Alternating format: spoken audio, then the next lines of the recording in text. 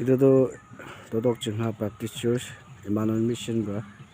Bona Bethel School Mission. Naka office tadi.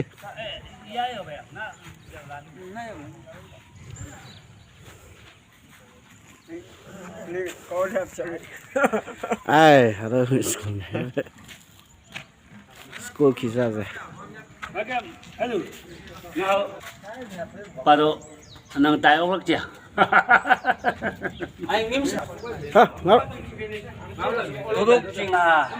Emmanuel Mission akong mga tina nanti wan ma akong wanga ka sau yam ka wang de yupa lam hau pa sa ngo yang gi. Yang boy 2025 24 wang pema kawang lam hau tam yang atau nokja wi tampu jingna sa kawang bada minyong bupanang yang tuisau semai siung sa tarak tina sa anu kawang da yupa tanang jadi atau nokja tamnak tina sa bumenok todok jingha bumenok Emmanuel Mission kumudi tayang dia ngui atau nokjung ayang atau kampung ngui tampu juna sa kawang bada minyong bu hanangi phainau lana semai sa siung sa linga juna tarak tina sa tani temana iyan mengok balan sausan balana lam hai hau tampu ngonang deu kai phainau lana semai siung sa linga tarak tina sa kawang pada tani hado nok cuma yup petau na sa haga pumenok tabu ngonang kawang moy mata. This building is donated by Totok Chungha Baptist Church Emmanuel Mission, Mon Nagaland, for the glory of living God, Christ the Lord, dedicated by M. Hamye, Pastor, Totok Chungha Baptist Church, on 11th April 2025. It is more blessed to give than to receive. Acts chapter 20 verse 35. Thank you. Totok Chungha Baptist Church Emmanuel Mission Rabonala. Itu Bethel Mission School laga office ase education purpose karena itu banasa.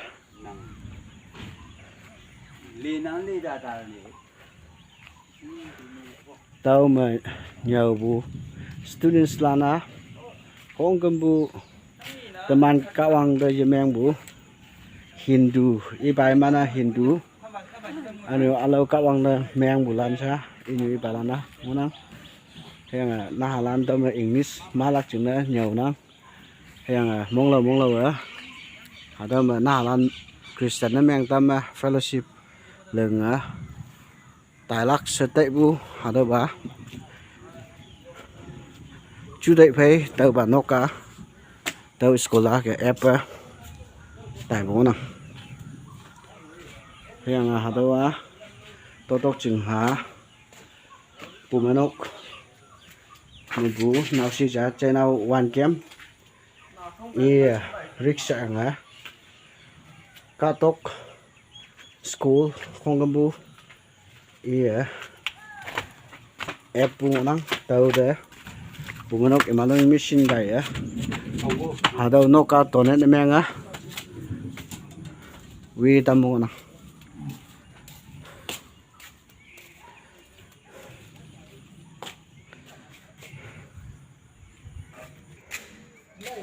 wang yak tơ rom sa chao si clear na meng ai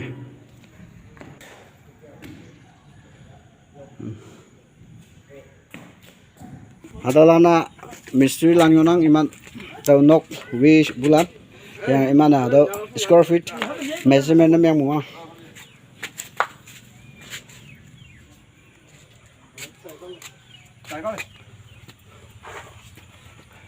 ada terrace to ongbu after ongbu step mo na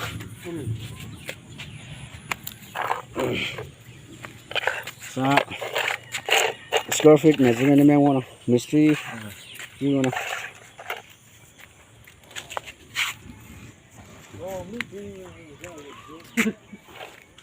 เลยนะหลานเซ่สกุลงนังอันนี้ตัว principal ลูเวบู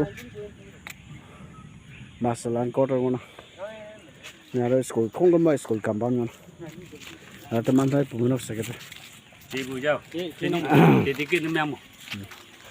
atau nang atau sih Dua bahasa aham bahasa aja ya apa ya? macam kata lu kan Aham kata bahasa.